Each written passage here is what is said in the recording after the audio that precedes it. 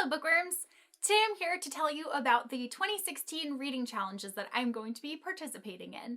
I already wrote a blog post about them, but I figured that it would be fun to just post a YouTube video as well, because I know not everybody reads blogs and not everybody watches YouTube, so now it's available on both platforms for all to see. So I decided to participate in 5 challenges total. A lot of them are challenges that I think I'm going to be able to complete with almost no problem. Oh, actually it's 6 challenges because I'm also participating in the Goodreads challenge, but I didn't count that for some reason, so that's 6. I read a total of 108 books last year, so my goal for this year is again to read 100 books because I think that it's very doable. I did have some months last year where I didn't read as much as I normally would, so I definitely think that I'm going to surpass that 100 book goal again this year, which I'm excited for because I feel like I have so many great things that are just in my TBR and I can't wait to get to them. But besides that, the first challenge that I'm going to be participating in is the Flights of Fantasy challenge.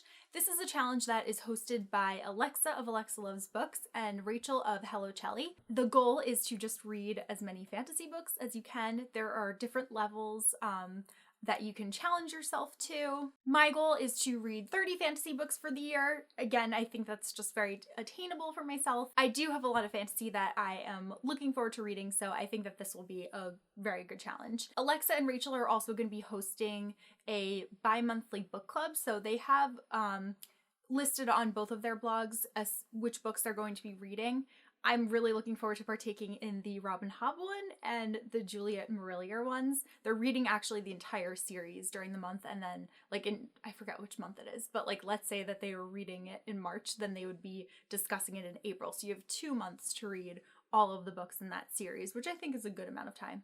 Oh, and they're also going to be reading Jacqueline Carey books, which is another thing that I really want to read because it's come very highly recommended to me, so looking forward to that too. The next reading challenge that I'm going to be participating in is the Contemporary Romance Reading Challenge. I mentioned this a bit in my Black Friday book haul video because I picked up a lot of contemporary romances then, but this again has different levels. I am going to be aiming for the Grand Slam level, which is 21 plus books. So again, I think that this is something that's very attainable for myself. And I've already partaken in some of the other challenges that they have. They set up, one of the first challenges of the month was to write a blog post about the top 10 contemporary romances that you're looking forward to for the first half of the year. So I'll link that down below, but that was really fun to create a Photoshop graphic for. And then you can also link up your reviews and everything that you're doing toward that challenge on their blogs, and there's going to be monthly giveaways. The Contemporary Romance Reading Challenge is hosted by Jess of Gone with the Word and Danielle of Love at First Page. The next challenge that I am participating in is the Rereads Challenge.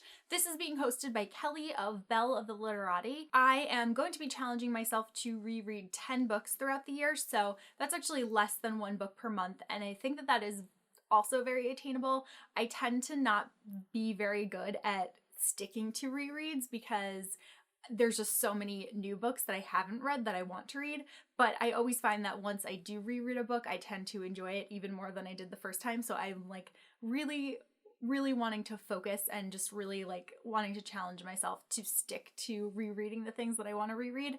I'm actually going to be making a separate video of the books that I'm planning on rereading during 2016, so you can look for that soon as well. There will also be monthly link ups and giveaways for this challenge, so that is another way to keep myself motivated throughout the year. The next reading challenge is the 2016 TBR Pile Reading Challenge, which is being hosted by Evie of Bookish Lifestyle. This is a challenge that will help you get to those backlist books that you haven't gotten to read yet. So this will count for anything that was published in 2015 or earlier. So you can't use the 2016 new releases, but it's anything published 2015 or earlier. And there are a ton of those books that I still need to read. So again, this is one that I think that I'm going to do well with. There are also different levels for this challenge, and I am challenging myself to the Married with Children level, which is 50 plus books.